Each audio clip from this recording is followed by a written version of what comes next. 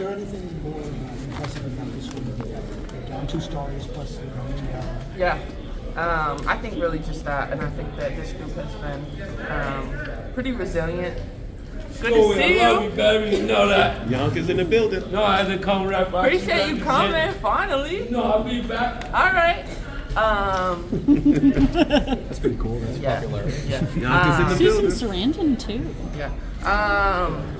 Yeah, just the fact that we're resilient, you know, next person up mentality. We didn't know about being not playing until before the game, but obviously we want to make sure everyone is really healthy. And I think just the way that the kind of few days that we've had, you know, we had a red eye from Phoenix, we had to stop in like Oklahoma City, we were there for like an hour. We didn't get back into New York until 8. Obviously very tired all day yesterday. Waking up this morning was a little bit weird because, you know, time change, things like that. So I think, you know, really proud of the way that we kind of made it through and didn't give ourselves any excuses. Why did you guys have to stop in Oklahoma City? Because we have small planes. They're tiny planes. Oh. How you felt about the ball movement tonight where even John Paul moving like a guard tonight? Y'all just had the movement on Chris tonight. How you felt about it? Yeah, I mean, I think when the ball's moving like that, we just continue to find the open person. And it's giving people confidence from the starters to the bench. It was great to see Edie get going a little bit. And just knowing, you know, people need to be ready. You know, numbers are going to get called. We got a back-to-back coming up. And then Commissioner Cup Tuesday. Speaking of numbers being called, someone who's had their number called often has been Leonie Fiebich. Since June 1st, only 2 other rookies, Clark and Reese, have played more minutes in the 4th quarter than her. So, in your opinion, as a starting and finishing 5 staple, basically, how has she adapted to that? How has she embraced that role? How has she become, for lack of a better term, almost one of you guys, one of a finisher like yourself? Yeah, I mean, I think Leo's just continuing to build her confidence, understanding the way that she can affect the game on both ends of the floor, and you know, knowing that we're looking for her. We know the type of player that she is, inside out. She hit a big 3 tonight in the 4th, and just the fact that, you know, no matter what, like, the basketball is a game it runs, and not letting her confidence waver. After struggling in the first half, 1 for 7, you really took off in the second half. I know you always talk about staying aggressive, having that mentality, but what was the difference of finally connecting in that second half? Yeah, just continuing to stay with it. I thought that I had some good looks in the first. They just didn't go in. And being aggressive, making sure that our pace was really going. You know, I like to get out in transition. And I feel like if I could get a few layups like I did in the second, it kind of opens the game up a little bit. Speaking of LA for a moment, obviously they were without Cameron Brink, and there's been a lot of, I don't think the women's basketball community has been this united since this injury happened, and I'm just curious what you think it is about Cam that has allowed the community to come together like this. Yeah, I mean, I think that it's tough that you see anybody go down with an injury, and for Cam, you know, being a rookie, she was really kind of in a great spot, and, you know, I know her personally. I think it's just tough to see. You know, you don't want to see anyone kind of go out like that, and you know that she's going to come back stronger, and her just having tons of support behind her. Can you talk about facing Kia Nurse again and just, you know, y'all UConn love and everything, and then, you know, getting there Saturday, just the thoughts of always playing against Kia? It's great to see Kia. Obviously happy that she's continuing to kind of find success in LA. You know, the UConn family is pretty big throughout the WNBA, and just continued success for her, and wish her luck. So she's playing No, you got it. I know you guys weren't satisfied with some of the switching the other night in Phoenix, but there were points throughout the night, and there were lots of double teams, lots of recoveries, lots of late shot clock stops. Yeah. How'd you feel about that rebound tonight? Yeah, I mean, I think that it was better. I think that obviously there's still room for improvement, just because I think the 4th, really when they kind of cut the gap a little bit, there was things that we could have done to kind of control that. But we'll have tomorrow where we'll come in, watch them and talk about it, and actually have a day where we can kind of like be on court and walk through some things. With JJ, No, after you. with JJ getting 8 assists tonight, a lot of that coming on the pick and roll. How do you feel as one of the players surrounding those Sabrina JJ pick and rolls, that not only her vision, but kind of the spacing and how you guys are operating around that action. Yeah, I mean, I think that JJ's just continuing to make the right reads and understanding when to be aggressive, when she sees the backside of the defense kind of coming up to her, and she's finding the open person.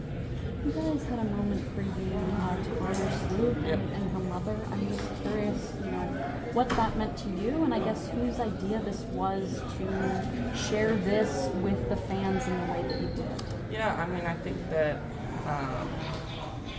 Sloop's obviously a part of this family here with the Liberty, and making sure that we continue to support her and have her back. And I think that, especially in our first game back, having a moment of silence for her family, for her mom, is really important. It just continues to show that there's life happening too. And it was a collective decision, but obviously definitely approved by Sloop to kind of do it. So. Breanna, when it comes to Kimberly Brink, you're someone who has recently recovered from a really tough injury to recapture, perhaps even exceed her previous championship form. So, what's the best piece of advice you can offer to Cam at this point in time?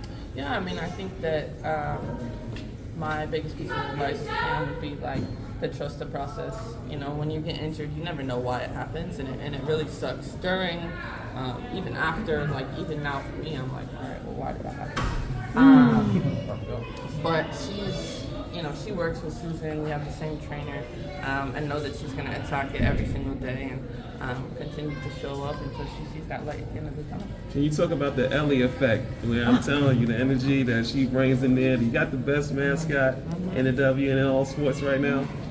Yeah, I mean, we do have the best mascot in all sports. I think that, honestly, I was looking at Ellie's social media. She should have more followers. She's getting there. She was on late night television. I think she needs to. They need to put her Instagram on the big screen when she's dancing. QR code. Literally. It's a good idea. We'll take a few more. Back I to have a question. after you. With 2 gold medals and several Team USA appearances, how can you inspire and lead your younger teammates, especially those making their Olympic debuts in Paris this summer? Yeah, I mean, I think that making sure that they enjoy it. The Olympics are something that obviously don't come often, come every 4 years, and when you have the opportunity to go, you never know when you're going to have the opportunity to go back. So to have fun, to take it all in, it's going to be an incredible time, because the last Olympics we didn't have friends and family, we didn't have fans, and now we'll be able to be supported far and away, and also support other events for USA. Back to Cam for just a moment. Obviously, the theme of this WNBA season has been welcome to the W. There's been a lot of talk about this rookie class and their hype, but it just seems like Cam understands what it means to be in this league. You said you know her quite well. What is it about her that she understands what it means? Because I don't think all rookies do. I mean, I think that Cam just she has a good relationship with a lot of the players, and having a level of respect where she understands how hard it is to be at this level, and she just wants to come in and learn every single day. Yeah, I mean, she's handling it like a pro, and making sure that she continues to use her platform in a number of ways. Hi, Breanna. Ivana gave you guys a lot of really great minutes, and Sandy was in postgame was talking about her ability on defense. How have you sort of been able to sort of form that connection with her throughout the season? And what do you think it says about the group that even when you're down 3 important players, that you guys are still able to rally and win going away? Yeah, I mean, I think it was great for Evie to see her really get going, get confident, and knowing that she just makes the right plays. She knows where she needs to be spaced. So it's an easy find offensively, and then defensively her length really disrupts the other team's point guards. Her ability to kind of make them change directions multiple times, and I think just the next person up mentality is really it. Knowing that we had 8 players today, nobody was using that as an excuse. We're just using that as more motivation to really kind of rally behind one another. Thank you. Thank you. Welcome.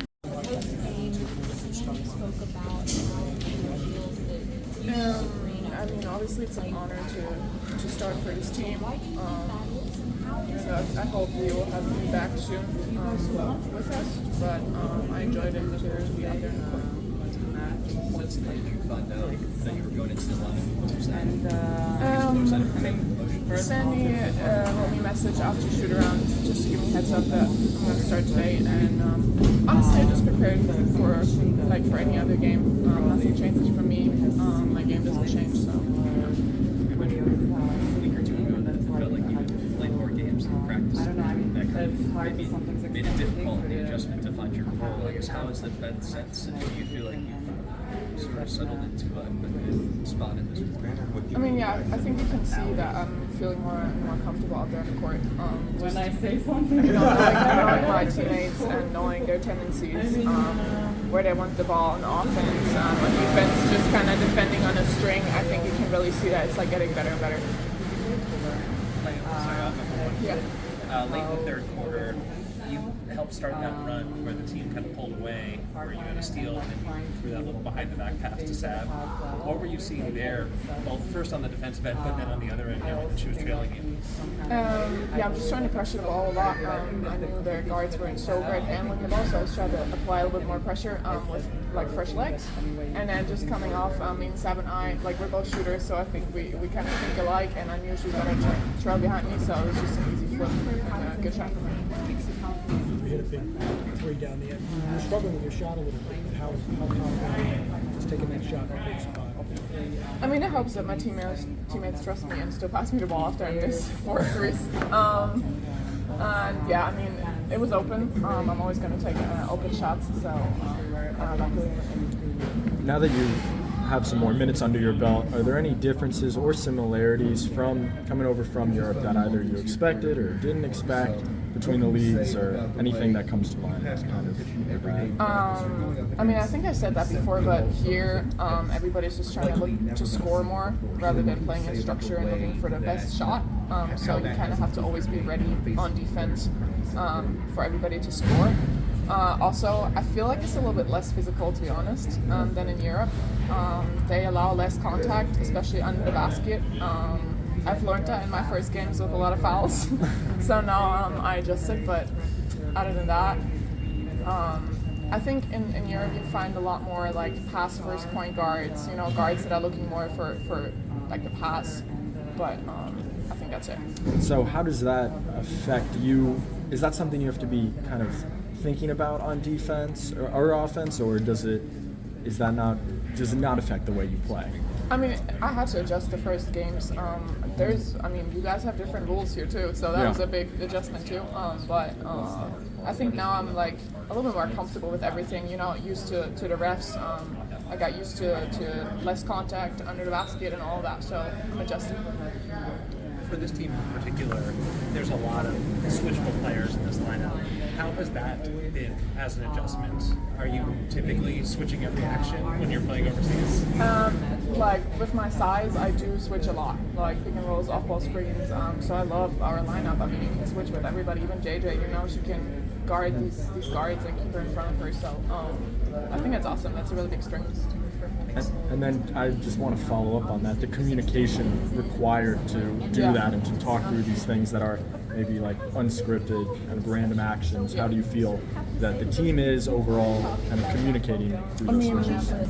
It's tough in these gyms because it's so loud, people get excited, especially when you play away. You can't really hear, so you kind of got to go off of instincts.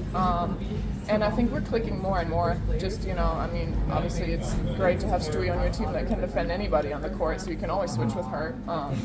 And B, too, like she's a great defender, so it just makes it easier. And sorry, we'll just keep going back and forth here, but the quick double teams on the block that we see from you sometimes, we see from KB, from KT, just a lot of people kind of have that ability to help kind of fill in and help the guards on this team. How have you how much of that is the system, and how much of that is that basketball instinct that you're talking about? Sandy puts that in. She says it here and there, like surprise trap, especially in the block when they post up other smaller guards. But that's more so like kind of instinct, because you kind of feel the players on the block. Does she want to play one-on-one? Does she want to pass? Like it's kind of instinct. Everyone good? Perfect. Yep. Thanks, Leo. Thank you, Leo. Appreciate it. You always try to be like more on call, like things. So I think this is making them set. And I'm happy about it being the way because I really, by any cost, I want to win, and then everything else, So it doesn't matter whatever needs to be done. I'll go offense, defense, and I think that's why the statistics are like that. We'll take a few more. Just one last one. The thought of hitting that three at the end in the crowd, just rushing to excitement. Just your whole thoughts on that to close out the show. I was happy, obviously, to close the game with the three, and I had the 2 chances before that. Obviously, I wanted to make it because they were important, but then at the end, I mean, this was a sweet one, and I'm happy that it went. Is there anything you've learned from Sabrina just in terms of preparation, from form, how she comes off screens, in terms of her 3-point shot that you can use to Yeah, I'm trying to, as I said, learn and watch every day from all of them. But okay, she's like we're sharing similar roles, so I try to always pay attention to her making the decision and taking the shots when is the best moment. So I think that she's really good in using her 3-point, but also being aggressive. So then that makes her a versatile player, and we don't have to talk about that. I mean, obviously she's a great player. So. Ivana, there was a very emotional moment before you guys played, obviously honoring Sloot's mom who passed away. I'm just curious, I know you haven't known Courtney for a long time, but what does it mean to you to be a part of a team that sort of rallies around a teammate like that when they're going through something really hard? These moments are, not even to be compared with the basketball, obviously, so we are really staying behind her back, in every moment that we can, and we are very supportive no matter what is going on, and I think valuing these things are what gives us the whole ambient and the whole picture of who we are and what we're trying to build here, so I really think that it's beyond the basketball and beyond the things that we do on the court, and I'm really proud to be part of that kind of the team. Oh, hi Ivana. Sandy in Postgame mentioned the chemistry you've been building with Sabrina. Just in your time playing with her, how have you guys sort of come together in your time together, and how do you think you can sort of improve on that going forward as well? I just also, I answered to this question before. I think we have... Sorry. No, it's fine. It happened that we clicked. There is nothing a lot to say. We are very competitive, and I think this is what brought us together because we want to win no matter what. And I just try to, be there at this moment to help, to just be there for her, whatever she needs. And then, I see her, she sees me, and I think this is just great to build in, to see in the future how it's going to develop. Definitely. All right. Thank you. Thank you.